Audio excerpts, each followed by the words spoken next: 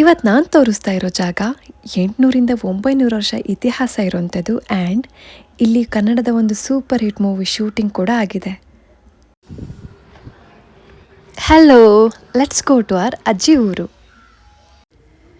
ಇದು ಚಿತ್ರದುರ್ಗ ಡಿಸ್ಟ್ರಿಕ್ಟ್ ಹೊರಕೆರೆ ದೇವರಪುರ. ಇದನ್ನು ಶಾರ್ಟ್ ಆಗಿ HD ಪುರ ಅಂತಲೂ ಹೇಳ್ತಾರೆ. ನಾನು ಆವಾಗಲೇ ಹೇಳಿದ್ದೆ ಅಲ್ವಾ, ಸೂಪರ್ ಹಿಟ್ ಮೂವಿ ಶೂಟಿಂಗ್ ಮಾಡಿದ್ದಾರೆ ಅಂತ.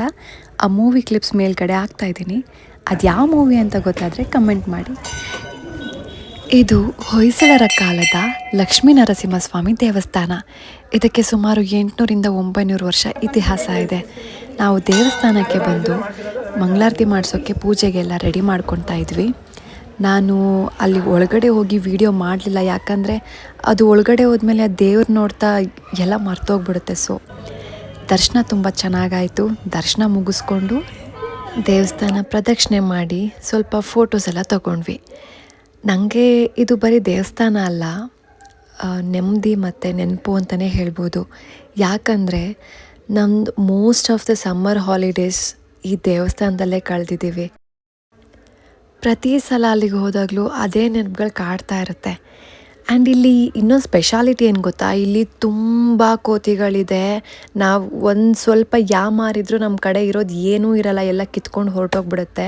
ಸೊ ಅಲ್ಲಿ ದೇವಸ್ಥಾನದಿಂದ ನಾವು ಇವಾಗ ಹೋಗ್ತಾ ಇರೋದು ಕೃಷ್ಣಾಚಲ ಬೆಟ್ಟಕ್ಕೆ.